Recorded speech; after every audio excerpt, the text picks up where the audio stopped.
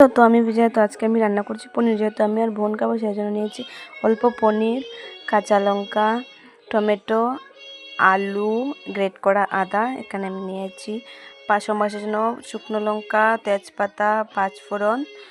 এখানে কড়াইতে আমি তেল দিয়ে তেলটা একটু ভালো করে গরম করে পনিরগুলো ভেজে নেবো, কারণ পনিরগুলো লেগে যায়, সেই জন্য তেলটাকে একটু ভালো করে গরম করে নিতে হবে। এখন পনিরগুলো আমি নামিয়ে নেব, একটু হলদি লবণ দিয়ে ভেজে নিয়ে পনিরগুলো নামিয়ে নিচ্ছি। এখন পনিরগুলো নামিয়ে নিলে আমি এই তেলেই আমি দেবো আমি আলুগুলো দিয়ে একটু হলদি লবণ ভালো করে ভেজে লাল লাল হয়ে আসলে আমি আলু ভাজাটাকে নামিয়ে নেব। ভাজাটা হয়ে গেছে, এখন আমি নামিয়ে নিচ্ছি। কড়াইতে একটু তেল দিয়ে দিচ্ছি তেজপাতা, শুকনো লঙ্কা। এখানে দেখো আমার পনির এবং আলু ভাজা হয়ে গেছে।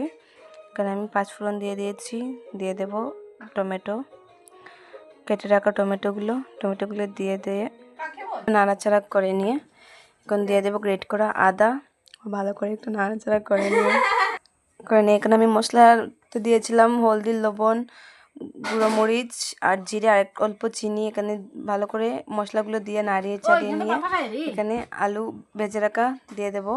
এখানে ভালো করে নাড়াচাড়া করে লো ফ্লেমে ঢেকে দিয়ে একটু সময় রেখে তারপরে হাই ফ্লেমে ভালো করে ভেজে নেব।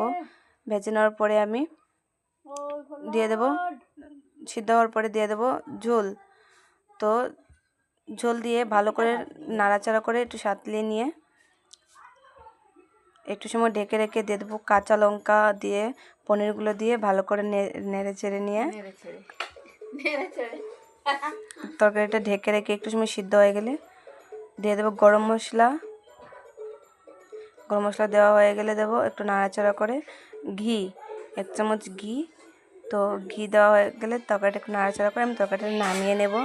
দেখো তরকারিটা নামিয়ে নিয়েছি, দেখতে কতটা ভালো লাগছে, খেতেও খুব ভালো হয়েছে।